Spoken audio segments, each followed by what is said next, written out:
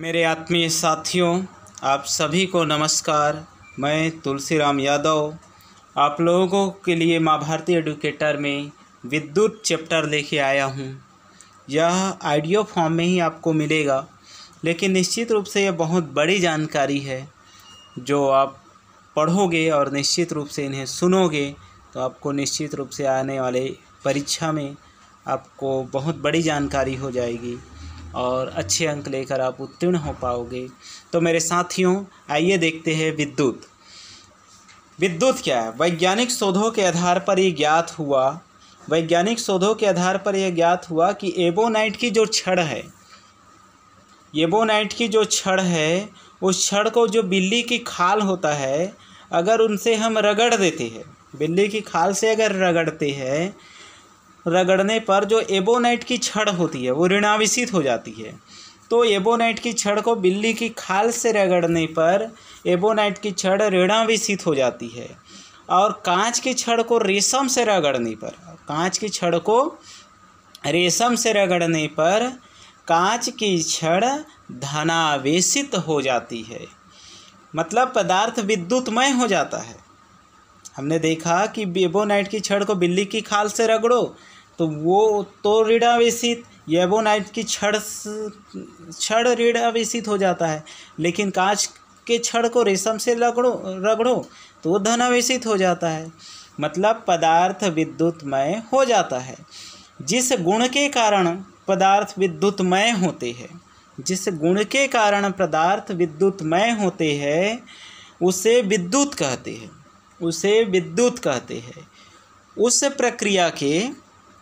प्रक्रिया में इलेक्ट्रॉनों का आदान प्रदान होता है। क्या होता है?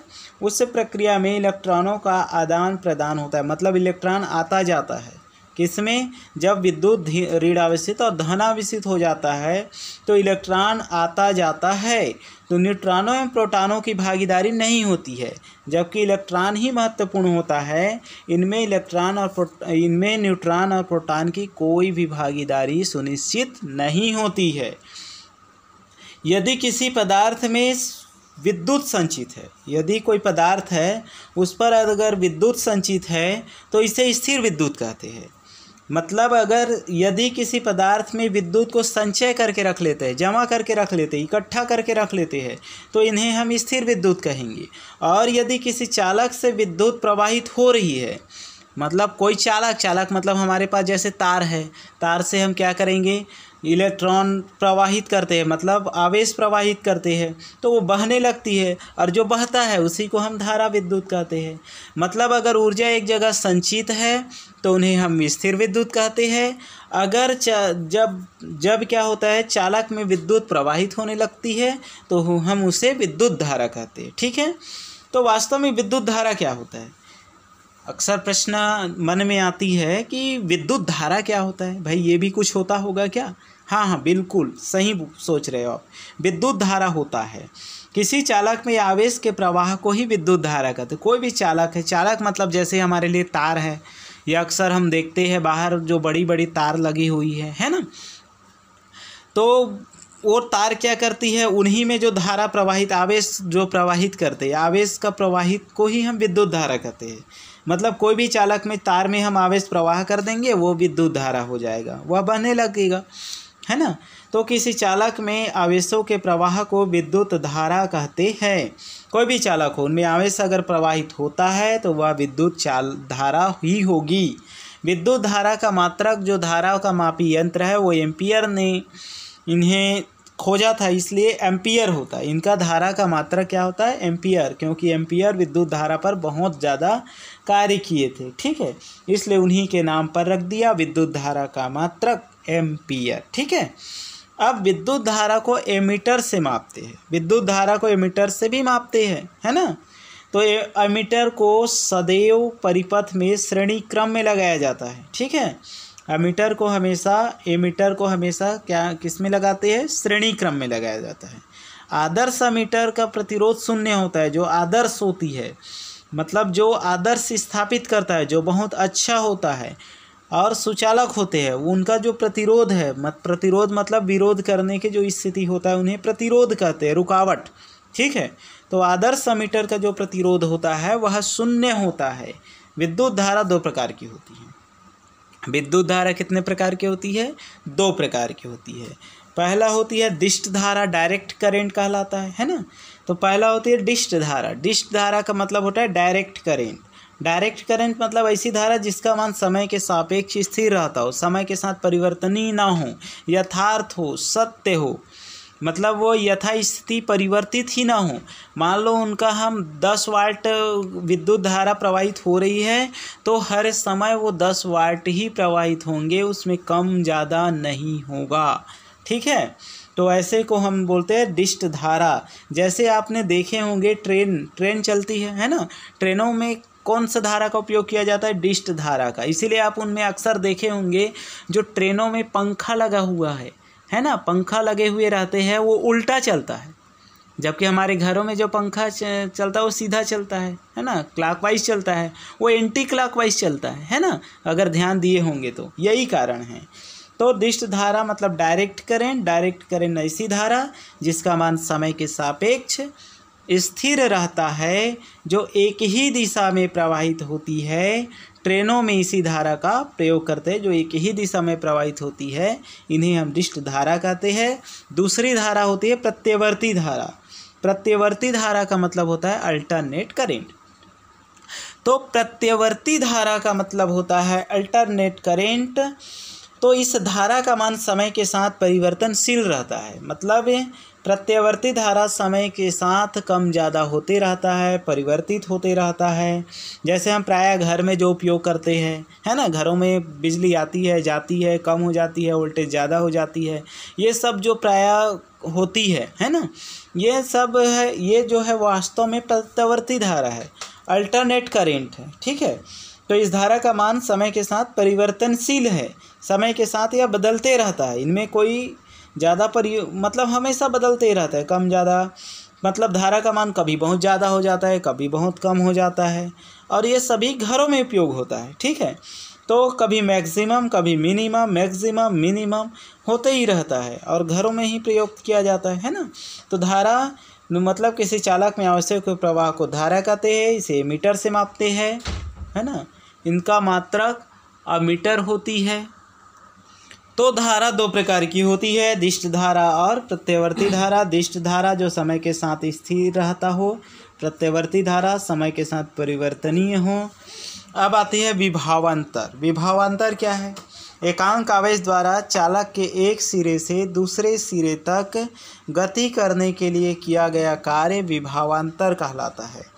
मतलब एकांक आवेश द्वारा एक चालक के एक सिरे से दूसरे सिरे तक, मतलब कोई चालक है, मतलब तार है, एक जगह से दूसरी जगह, माना ये बिंदु से बी बिंदु तक गया। ठीक है, माना आप मुंगेली नाका ले लीजिए, मुंगेली नाका से नेहरू चौक तक, तो मुंगेली नाका से धारा प्रवाहित होगा, वो नेहरू चौक बिलासपुर तक जाएंगे, है ना। तो एक दूसरे से, तो तब इनके बीच के दोनों में, मतलब नेहरू चौक से बिलासपुर, नेहरू चौक से मुंगेली नाका को घटा देते हैं, है ना। तो दोनों के विभवांतर को घटा देंगे, उन्हीं को कहते हैं विभवांतर। मतलब एकांक आवेश द्वारा चालक के एक सिरे से दूसरे सिरे तक गति करने के लिए किया गया कार्य विभवांतर कहलाता है। ठीक है, तो विभवांतर का मात्रक क्या होता है? वोल्ट होता है। विभव को मापने का यंत्र क्या होता है? वोल्ट होता है। ठीक है, तो विभवांतर का मात्रक होता है वोल्ट होता है। विभवांतर को वोल्ट मीटर से मापा जाता है। विभवांतर को किससे मापा जाता है? वोल्ट मीटर से। इनका भी यंत्र होता है, विभवांतर को मापने का यंत्र है वोल्ट मीटर। जैसे हमने पढ़ा था मापन, है ना। तो एसआई मात्रक जो अभी वर्तमान में प्रचलित है, 1971 में सेवरस नामक स्थान पे वैज्ञानिकों का एक समिति बैठक हुई थी, अंतर्राष्ट्रीय बैठक। उनमें यह निर्णय लिया गया कि 1971 के बाद 7 मूल मात्रक और दो व्युत्पन्न मात्र पूरक मात्रक होगा, है ना। और उन्हीं को आज भी हम वर्तमान में एसआई पद्धति का पूरी संपूर्ण ब्रह्मांड को मापने के लिए उपयोग करते हैं, है ना। तो अब विभवांतर को वोल्ट से मापा जाता है। विभवांतर का मात्रक वोल्ट है। विभवांतर को वोल्टमीटर से मापा जाता है। तो आदर्श वोल्टमीटर का प्रतिरोध होता है वो अनंत होता है। कभी समाप्त नहीं होता, अनंत होता है। इस यंत्र को परिपथ में समांतर क्रम में जोड़ा जाता है। जो विभवांतर है, इस यंत्र को जो परिपथ है उनमें समांतर क्रम में जोड़ा जाता है। ठीक है, तो इस यंत्र को परिपथ में समांतर क्रम में जोड़ा जाता है और धारा हमेशा निम्न विभव से उच्च विभव की ओर प्रवाहित होती है। जो धारा होती है हमेशा निम्न विभव से उच्च विभव से मतलब कम से ज़्यादा की ओर हमेशा प्रवाहित होती है। इसके अतिरिक्त धारा का धन आवेश से ऋण आवेश की दिशा में होता है, मतलब पॉजिटिव से निगेटिव और मिनिमम से मैक्सिमम की ओर जाती है। अब देखते हैं प्रतिरोध। प्रतिरोध क्या है? प्रतिरोध मतलब रुकावट, है ना। जब कैसे जैसे कोई रोड है ना, रोड में ब्रेकर लगा होता है, वो प्रतिरोध है। आपके स्पीड बाइक में जा रहे हैं तो आपकी स्पीड को क्या कर देते हैं? कम कर देते हैं, है ना। तो विद्युत धारा के चालक से प्रवाहित होने पर चालक के परमाणुओं द्वारा उत्पन्न गतिरोध को प्रतिरोध कहते हैं। प्रतिरोध का मात्रक ओम होता है। मतलब कहा जाए इसमें विद्युत धारा में जो चालक प्रवाहित हो रही है ना, और उनमें परमाणुओं के मध्य गतिरोध होता है, मतलब किसी रुकावट को प्रतिरोध कहते हैं, ये कहा जा सकता है। ठीक है, कोई भी अवरोध मतलब चालक के मार्ग में कोई अवरोध उत्पन्न हो जाता है या गतिरोध उत्पन्न हो जाता है या प्रतिरोध उत्पन्न हो जाता है या विरोध उत्पन्न हो जाता है, इन सबको हम कहते हैं प्रतिरोध। और प्रतिरोध को ओम से मापा जाता है। विद्युत धारा के प्रवाह के आधार पर 3 प्रकार के होते हैं। प्रतिरोध 3 प्रकार के होते हैं। विद्युत धारा के प्रवाह के आधार पर प्रतिरोध 3 प्रकार के होते हैं। पहला है चालक, दूसरा है अचालक और तीसरा है अर्धचालक। ठीक है, तो अचालक, अर्धचालक और तीसरा होता है आपका चालक। तो चालक क्या है? तो अक्सर हम चालक में देखते हैं ऐसे पदार्थ जिसमें विद्युत प्रवाह सरलता से होता है। चालक मतलब ऐसे पदार्थ जिसमें विद्युत प्रवाह सरलता से होता है, जैसे समस्त धातुएं, जितने भी धारा है वो आसानी से विद्युत धारा प्रवाहित होती है, ऐसे को हम चालक कहते हैं, है ना। जैसे समस्त धातुएं जो भी हो, चांदी सोना हीरा, चांदी सोना जो भी धातु है ना, तो वो सभी धातु आ जाएंगे, अम्ल आ जाएंगे, क्षार आ जाएंगे और लवण जो जल होता है ना, लवणीय जल, है ना, वह होते हैं विलयन। ये सभी चालक में आ जाएंगे। जिनमें सरलता से विद्युत धारा प्रवाहित हो जाए वो चालक है। और ताप बढ़ाने पर चालक पदार्थों की चालकता घटती है और जबकि प्रतिरोध बढ़ती है। मतलब टेम्परेचर जैसे जैसे कम होती जाएगी वैसे वैसी उसमें रुकावट बढ़ती जाएगी, प्रतिरोध बढ़ती जाती है। इन पदार्थों में मुक्त इलेक्ट्रॉनों की उपस्थिति के कारण विद्युत का प्रवाह होता है। और ये ऐसी पदार्थ है जिसमें मुक्त इलेक्ट्रॉन की उपस्थिति इतनी ज़्यादा होती है जिसके कारण विद्युत धारा इनमें प्रवाहित होने लगती है। विद्युत धारा लगातार प्रवाहित होती है ना। तो इस तरह से हम देखते हैं कि अचालक इन पदार्थों मुक्त इलेक्ट्रॉनों के कारण विद्युत प्रवाह होता है। अचालक क्या है? ऐसे पदार्थ जिसमें विद्युत चालन नहीं होता। अचालक ऐसे पदार्थ है जिसमें विद्युत चालन नहीं हो सकता है। जैसे अभ्रक है, वहाँ विद्युत प्रवाहित होगा क्या? लकड़ी में प्रवाहित होगा क्या? प्लास्टिक में विद्युत धारा प्रवाहित होगा क्या? नहीं ना। ठीक है मित्रों, कि ऐसे पदार्थ जिसमें विद्युत चालन नहीं हो सकता, जैसे अभ्रक में विद्युत धारा प्रवाहित होगा क्या? लकड़ी में, प्लास्टिक में, अशुद्ध जल में, पुस्तक में, रेत में नहीं होगा ना। ठीक है, इन पदार्थों में मुक्त इलेक्ट्रॉनों की संख्या नगण्य रहती है, शून्य रहती है। मतलब इलेक्ट्रॉन इक्वल टू 0, इलेक्ट्रॉन पूरी तरह क्या होती है? 0 होती है। अब हम देखते हैं तीसरा अर्धचालक। ऐसे पदार्थ जिसमें सामान्यतः आवेशों का प्रवाह नहीं होता। ऐसे पदार्थ जिसमें सामान्यतः आवेशों का प्रवाह नहीं होता किंतु ताप बढ़ाने एवं अशुद्धियाँ मिलाने से आवेश प्रवाह होने लगता है। ऐसे पदार्थ जिसमें सामान्यतः आवेशों का प्रवाह नहीं होता किंतु ताप बढ़ाने एवं अशुद्धि मिलाने से प्रवाह हो जाता है। जैसे परम शून्य ताप होता है ना, 0 के से या -273 सेल्सियस होती है ना। पर अर्धचालक आदर्श अचालक की भांति कार्य करता है। जैसे कार्बन है, सिलिकॉन है, जर्मेनियम, ये सब अर्धचालक है, सेमीकंडक्टर है ना, अर्धचालक। तो कार्बन है, सिलिकॉन है, जर्मेनियम है, अर्धचालक है। आप जानते हो इन्हीं सिलिकॉन से कंप्यूटर चिप बनाए जाते हैं, है ना। तो कंप्यूटर सिलिकॉन से चिप बनाए जाते हैं। तो प्यारे मित्रों, हमने क्या क्या पढ़ा आज? हमने पढ़ा विद्युत क्या है ना। एबोनाइट की छड़ को बिल्ली के खाल से रगड़े तो ऋणावेशित प्राप्त हुआ, और कांच की छड़ से रेशम को रगड़े तो धनावेशित प्राप्त हुआ, है ना।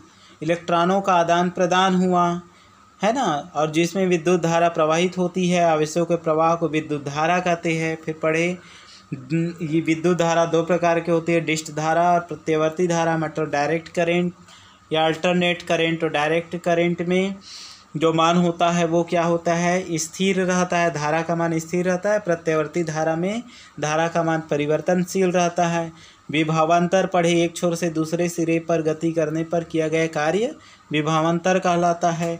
प्रतिरोध पढ़े, मतलब कोई भी गतिरोध को प्रतिरोध कहते हैं।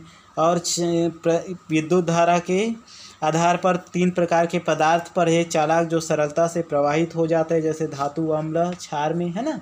अचालक पढ़े, जिसमें आसानी से विद्युत चालन नहीं होता है, मतलब होता ही नहीं है, जैसे प्लास्टिक, अभ्रक, लकड़ी में, है ना। और अर्धचालक पढ़े, जो सेमीकंडक्टर, कार्बन, सिलिकॉन, जर्मेनियम, है ना, जो सामान्यतः आवेश का प्रवाह नहीं होता, लेकिन उनमें कुछ अशुद्धि मिला जाने के बाद भी वो हो जाता है। जैसे सिलिकॉन से कंप्यूटर चिप्स बनाए जाते हैं, है ना।